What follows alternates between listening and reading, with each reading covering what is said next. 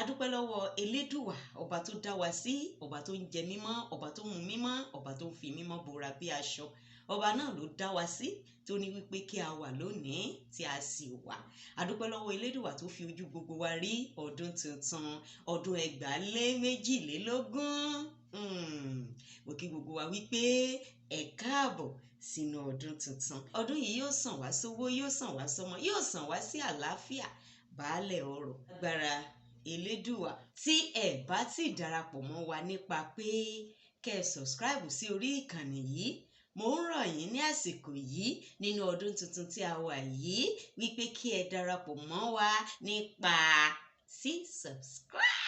Ní orí ìkànnì yìí ni a ti ń kọ́ nípa èdè Yorùbá. À ń kọ́ ara wa nípa èdè, àṣà àti ìṣe Yorùbá.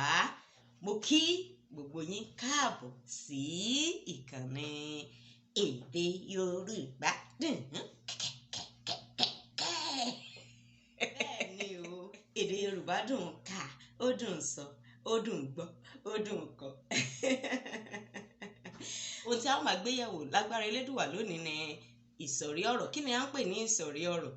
Ìsọ̀rí ọ̀rọ̀ ni àwọn onígẹ̀ẹ́sì ń pè ní part of speech. Ìsọ̀rí ọ̀rọ̀ mẹ́jọ la ní nínú èdè Yorùbá. A ní ọ̀rọ̀ orúkọ, ọ̀rọ̀ arọ́pò orúkọ, ọ̀rọ̀ arọ́pò afarajọ orúkọ, a ní ọ̀rọ̀ ìṣe, a ní ọ̀rọ̀ àpọ́nlé, a ní ọ̀rọ̀ àpèjúwe, a ní ọ̀rọ̀ atọ́kùn, a sì tún ní ọ̀rọ̀ àsopọ̀. Lónìí, èyí tí a ó gbé yẹ̀wò nínú wọn ni ọ̀rọ̀ orúkọ. Kí ni a ń pè ní ọ̀rọ̀ orúkọ? Ọ̀rọ̀ orúkọ. Ọ̀rọ̀ orúkọ yẹn la mọ̀ sí noun ní èdè Gẹ̀ẹ́sì. Tá bá fẹ́ sọ ní èdè Gẹ̀ẹ́sì, what is a noun? A noun is the name of any person.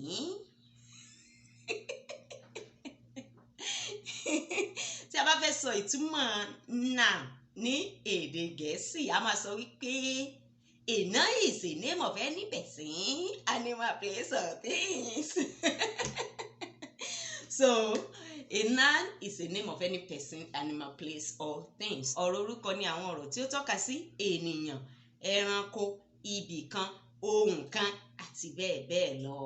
Àpẹẹrẹ ọ̀rọ̀ orúkọ ènìyàn ni Bọ́lá, Tolú, Jọkẹ́, Táyé, Adékúnlé, Adéjùwọ̀n, Ọláwálé àti bẹ́ẹ̀ bẹ́ẹ̀ lọ. Ara àpẹẹrẹ orúkọ ènìyàn ni èyí.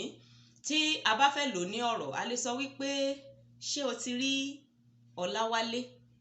Tàbí Adékúnlé ń pè ọ́.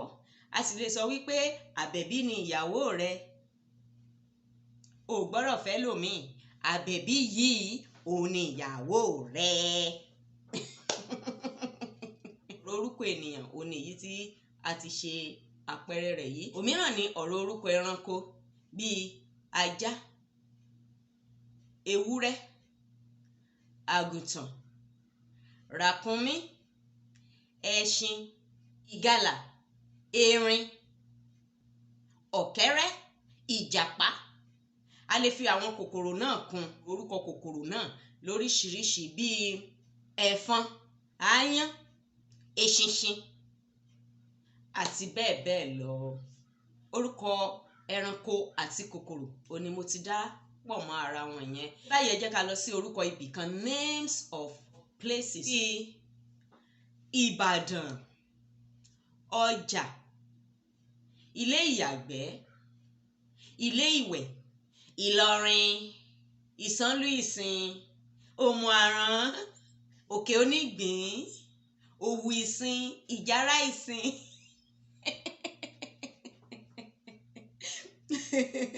Yorùbá bọ̀ wọ́n ní tí wọ́n bá fún ni lọ́kọ́, èèyàn máa ń rolẹ̀ sọ́dọ̀ ara rẹ̀ ní bó ti rí nù.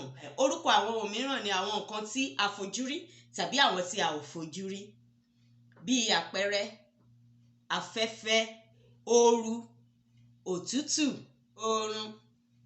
Àwọn ọ̀rọ̀ orúkọ mìíràn ni bóyá àga, chair, tábìlì, table, fèrèsé, window, ife, cup, aago, it may be wristwatch or wall clock. Okay, ó lè jẹ́ aago tí wọ́n ń lù, that is bell. Àti bẹ́ẹ̀ bẹ́ẹ̀ lọ. A lè dárúkọ wọn tán. Ọ̀rọ̀ orúkọ ó torí pé ọ̀pọ̀lọpọ̀ ohun tí Ọlọ́run dá ló ní orúkọ tí wọ́n ń jẹ́. Mo kàn sọ àwọn wọ̀nyí bí àpẹẹrẹ ni kí a lè mọ ohun tí ọ̀rọ̀ orúkọ jẹ́. Mo sì lérò wípé ohun tí a sọ lónìí ó yé wa. Nígbà mìíràn lágbára Elédùà a ó sọ̀rọ̀ nípa ọ̀rọ̀ arọ́pò orúkọ tí í ṣe pronoun ní èdè Gẹ̀ẹ́sì. Ẹ ṣeun fún ìdarapọ̀ àti fún ìfẹ́ tí ẹ ní sí èdè Yorùbá. Èdè Yorùbá kò ní bàjẹ́ lọ́lá Elédùà. Ó dìgbà mìíràn nígbà tí a ó tún wá pẹ̀lú àkòrí tuntun mìíràn. Ṣeun, ó dìgbà.